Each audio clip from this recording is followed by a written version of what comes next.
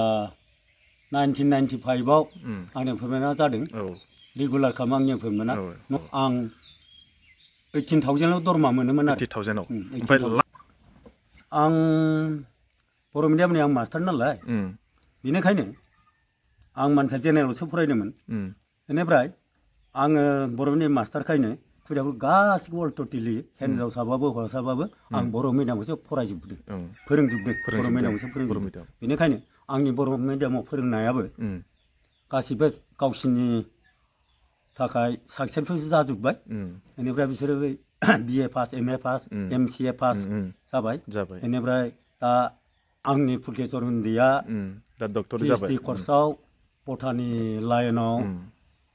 PhD कर्सआव थारमाने बियो course लानानै बियो डक्टरेट पास जाबाय बर'मोन मा होनो एक्टरा जेनेबा दिनैनिफ्रायथ' जेनेबा डिउटियावथ' थांनांला न'आवनो थाबाय थासै 20 दिन दंबावो आरो बेखौ आज्रोम मोनबाबो माने जाग्रो होदों आरो आवगायो बे माबाखौ आज्रोम मोननायखौ थांबाय थाथ'नांगौ आरो गैला दा गोसोआव माबायदि मोनदों फालाय माबायदि गोसोआव माबा जेनेबा बे जोबबा मोजां मोनगोन आरो गोसोआव नङाबा बिराद खस्थ' मोनना फुङावनो ओंखाम संना जाहरनांगौ आथुर मुथुर एखेबारे जेल'था आलाय सिलाय दाबो आलाय सिलाय नै संनानै जाहरग्रोनोसो नागिरदों आङो उनावसो खामानि मावगोन आरो हारसिं जाबायना हेलौ गुड मर्निं एभरिवान बयनिसिमबो गिबियावनो बेरेफुंजानि बयनिसिमबो आंनि गोसो गोरबोनिफ्राय अननाय आरो सिबिनाय नोंथांमोननो जासिबाय आं जास्ट माने सिखारदों आरो फैदोंबो आङो दायो दंफैयो नैबे जोंहा फानबारि गामियावहाय बे जाहैबाय गगामुख हालामनि सिङाव थानाय बरदल'नि ब्लकनि सिङावनो थानाय नैबे फानबारि गामि आङो बेयावहाय मानि थाखाय फैदों आरो आङो दायो फैदों सोरनि न'आवहाय इमान बेरेफुंजानि आङो बेयावहाय फैदों मानि थाखाय आं नोंथांमोननो मोजाङै फारसेनिफ्राय फारि फारि दिन्थिलांनि आरो बेयाव आङो फैनायनि खारना मानो फैनाय जाखो नङा होमबा आरो जायगायाबो माबायदि गोरान जायगा जाहैबाय आरो दा जायनाव फैदों आङो बिस्रा सोर दङ आरो मामोन आरो दायो मा जाखो आरो दायो मा मावनानै आरो माबोरै जानानै दङ आं बेखौनो फारसेनिफ्राय फारि फारि दिन्थिलांनोसै आरोना आरो बेजोंबो माखासे खोथा आं रायलायगोन मोजां गाज्रि खोथानो माने ओंखायनो आङो गिबियावनो बयखौबो नैबे भिडिअखौहाय जोबजासे नायनो थाखाय आं खावलायबाय होमबा जोङो भिडिअखौ बारा गोबाव खालामला भिडिअखौ स्टार्ट खालामनोसै जागायनोसै नङा होमबा ओमफ्राय खुलुमबाय सार खुलुमबाय सारना खबरा मोजां ना मोजां दायो न'आव सोर दं सारना दायो न'आव जों बोराय बुरै सानैल'थारसै सानै रावबोथ' गैला माने खुदियाफ्रा सानै दंमोन बिसोर हाबा जाबाय बिसोर गुबुन जाबाय बेनिफ्राय सासे हाबा जानो दंबावो बियो गुवाहाटियाव पिएइचडि कर्स लानानै डक्टर लाइनाव फरायनानै दा डक्टर सार्टिफिकेट मोनबाय बेनिखायनो बे डक्टर जाबाय ओमफ्राय दायो नङा थारमाने डक्टर लाइन एडुकेसन बियो मा डिपार्टमेन्टआव बियो बटानि डिपार्टमेन्टआव ओमफ्राय दायो अबेबा इंगेज जाबाय नामा इंगेज जाथ'वाखै कम्पानिनि खामानि मावगासिनो दं होमबाथ' दायो सारमोनहाथ' सानैल'थार जों सानैल' दा जोंनाव फिसालायाथ' गैला नालाय हिनजावसायाबो ओजोंहाय सिमानाव हाबा जाहैबाय ओमफ्राय सारना आजिरा मोननाया खै माससो जाखो आजिरा नै दा मार्च मासनि 10 अक्ट'आवसो जागोन आजिराया नै दा आं अपेनिं बयनोबो रायजोफोरनो गेरमेर फालागुरि गुदि फरायसालियाव आजिरा मोननायनि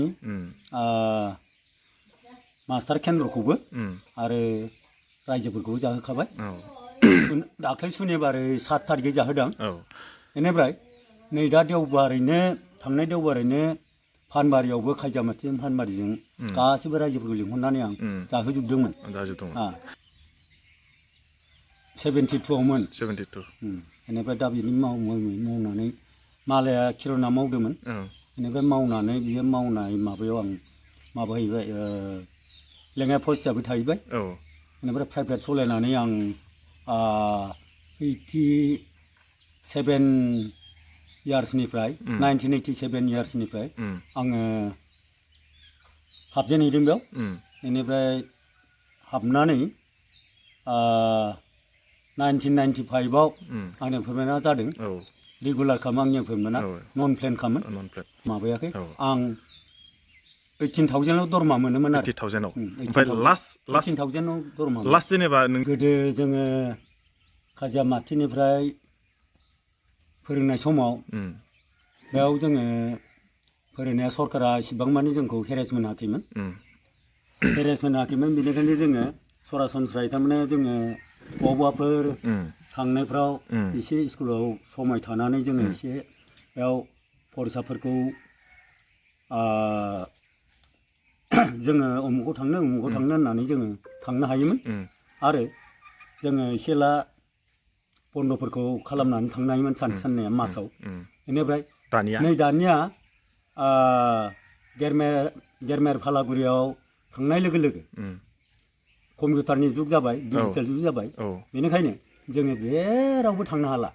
बेनिखायनो थांनो हायैखाय दा आङो बिराद मोजां सिनसियारै सोलिनांगौ जादों जेनेबा खस्थ' नङा गोबां मोनथारदों आं बिराद मोजां मोनदों बेनिफ्राय आं बै समाव फालागुरियाव थांनानै आं हारसिंमोन नालाय बेनिखायनो आंहा एसे उसुबिदामोन आं मबाइल कम्पिउटारखौ मोजाङै रोङा सुइसखौ थिफिननो रोङामोन बेनिखायनो रोङियाव बोसोरब्रैनि उनाव सासे बे माबा फैबायना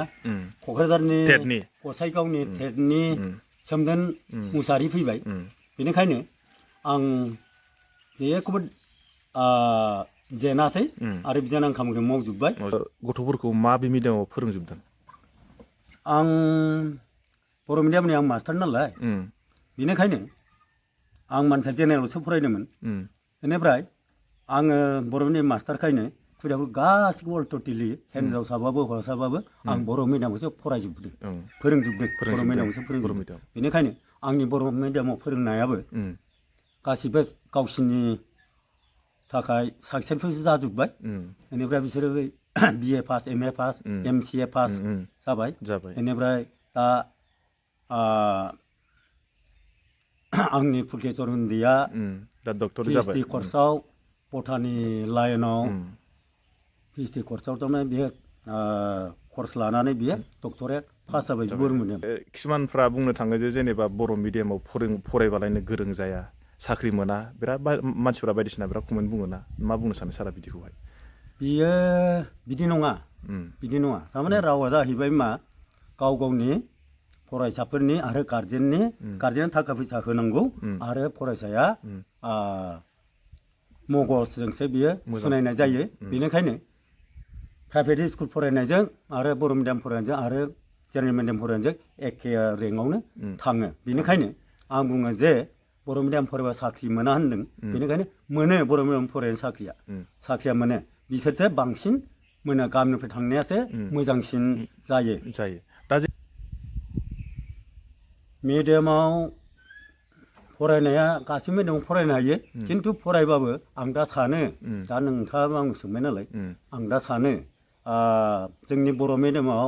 फरायनायानो गाहाम आरो जों रायज्लायनोसै आङो जा सारनिनो बिसि खुलुमबाय मोजां ना खबरा मोजां दाथ' नोंस्रा न'आव साबेसे दं होनदों जोंहा दा थानायाथ' जों साथामल'सो दाथ' नोंस्राथ' बांसिन सानै बिहामजोआ फिसाला सानैया बेलेग जाखाबाय आरो ओमफ्राय दाथ' गोबावथार जाबाय नङा होमबा माबायाबो जोंना मा होनो एक्टरा न'आवनो थाबाय थासै 20 दिन दंबावो आरो बेखौ आज्रोम मोनबाबो माने जाग्रो होदों आरो आवगायो माबाखौ आज्रोम मोननायखौ थांबाय थाथ'नांगौ आरो गैला दा गोसोआव माबायदि मोनदों फालाय माबायदि गोसोआव माबा जेनेबा बे जोबबा मोजां मोनगोन आरो गोसोआव नङाबा बिराद खस्थ' मोनना फुङावनो ओंखाम संना जाहरनांगौ आथुर मुथुर एखेबारे थोरसि-लथा आलाय-सिलाय दाबो आलाय-सिलाय नै संनानै जाहरग्रोनोसो नागिरदों आङो उनावसो खामानि मावगोन आरो हारसिं जाबायना ओमफ्राय दाथ' बिहामजो सासे लाबोनांगौ बिनि सायावलाय माथो सानो बिहामजो सासेया माने साख्रिखौ फुरा मोनबा माने बोसोरसेबा बोसोरनै थानानै लाबोथोंसै आरो गावना थेवबाबो जेनेबा गाव साख्रिखौ मोनथारथोंसै आरो मोनग्रोथोंसै माने बिदि जादों आरो लाबोनायाथ' बे माबा आबर लाबोना दोनफैलायना एदाव नामा आबर लाबोदो होनना बुङो नोंखौ लाबोना दोनफैनो खोन्थायो आबर नाङा आं बर' नङाबा आंनो आबर मानसिखौ आंनो नाङा बेलेग मानसिखौ जेनेबा गावसो फिसालानि सिगाङाव बुंदो दै गावसो लाबोनो खोन्थायो अ गावनि दाउ नामा लाबोनगोन दै आबरखौ लाबोना दोनफै होनना बुङो लाबोना दोनफै नोंसोर नायनोबा आबरखौ नायलै आयै इदि होनो ओमफ्राय नों सानो नामा जेनेबा दानि मानसिफ्रा जे फ्राय माने इंलिस मिडियामाव फोरोङो ओमफ्राय दा जेनेबा गोदोनिफ्राथ' फ्राय जेनेबा बर' मिडियामावनो फरायनानै जेनेबा बिराद बायदिसिना डक्टर इन्जिनियार जाबाय दानि मानसिफ्रा फ्राय माने इंलिस मिडियामावल' फोरोङो जे बिनि सायाव माबा बुंनो सानो नामा नों माने इंलिस मिडियामाव फरायबाबो बेनो बेनिफ्राय फरायबा बिसोर बांसिनानो इंलिस मिडियामावल' थांजोब्बाय माने बर' मिडियामाव फरायबाबो मोजाङै फरायबा बिराद गिदिर मानसि जानो हायो टिपसन होबाना दानिया इंलिस मिडियामावल' खुदियाफोरखौ जे हरो बेखौ आं बारा मोजां मोनाखै माने दाथ' नोंना जोंनि फिसाफोरानो बिदि फरायनानै बेसे गिदिर फरायलांदोंना दा डक्टरेट लिरबाय फिसाया बेबायदिथ' बेयाव धेमाजि हदाव लिरनो हायाखै बेखौनो सानो आङो जाहाथे स्कुलाव जोंनि माबायाव फरायनानै गिदिर गिदिर गोलाव जानांगौ आरो ना बिदि अखल बिसोरो सानोदि आंनि फिसाया इंलिस रोंथों होननानै मोजां जाथों होननानै हरो फ्राय भागानो गाज्रि जानासो बिरि थांखु सोबनानै बिराद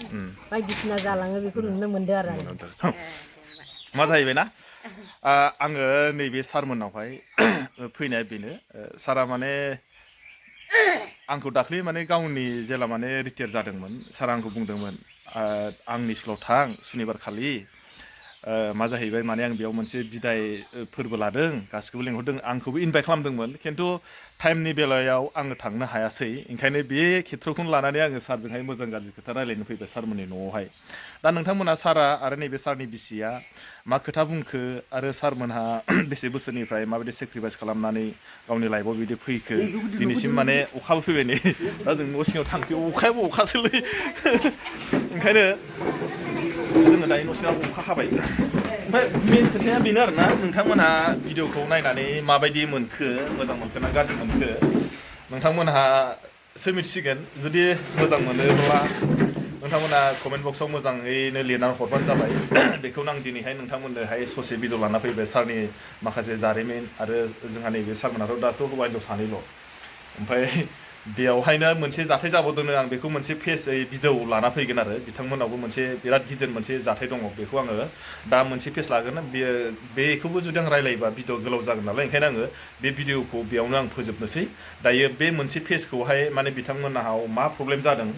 बेखौबो आङो एसे दिन्थिगोन आरोखि ओंखायनो दायो आङो नैबेखौहाय बेखिनियावनो दोनथ'बाय नोंथांमोना मोजां मोनोबा हाजासे लाइक आरो शेयार खालामनानै होदो आरो मोनसे भिडिअखौ बिनि उनावनो आं नोंथांमोननो होगासिनो दङ बिथांमोनहा मोनसे प्रब्लेम ओरैबायदि गिदिर प्रब्लेम सोरनावबा जायाखैबो जानो हागौ बा सोरनावबा जादोंबो जानो हागौ आं बेखौबो नोंथांमोननो नैबे दानो आङो बेखौ भिडिअखौ लाना फैखासिगोन आरोखि होमबा आङो भिडिअखौ बेखिनियावनो दोनथ'बाय नोंथांमोना बै भिडिअखौल' नेनानै थाबावदो मोनसे भिडिअखौहाय बिनि उनावनो आङो होगासिनो दङ होमबा आङो दिनै भिडिअखौ बेखिनियावनो दोनथ'बाय मोजां मोनदोंबा हाजासे लाइक आरो शेयार खालामना होबानो जाबाय अके आरो बाय बाय